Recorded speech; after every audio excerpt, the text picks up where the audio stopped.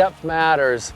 One of the real values of fishing with the float is that you can control the depth of your offering, so it's important to put that bait at the right depth. A couple things are important in considering how deep you want to fish. As a general rule, err on the side of shallow instead of deep. When you have an idea of where you think the fish might be, fish's eyes are on the top of their heads, so they look up and they're more likely to feed up than down. As you're trying to figure out the depth, it's good to experiment. It's very easy to slide a float up, slide a float down. So experiment and see where you get your strikes. Something else that's an important tool is your bobber will tell you your bottom depth. You can kind of use it as a depth indicator. As long as you're not using a weighted float, it'll stand upright when it's suspending the bait. When you get a little bit shallower, it's going to start laying sideways, and then you know your bait is just laying on the bottom.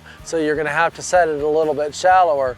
And sometimes that key zone for the fish is where it's just barely standing up just off the bottom. So use that as an indicator and experiment. When you get the depth correct, the result of that, oh, there we go, is getting your bait in the right place, and that amounts to catching more fish.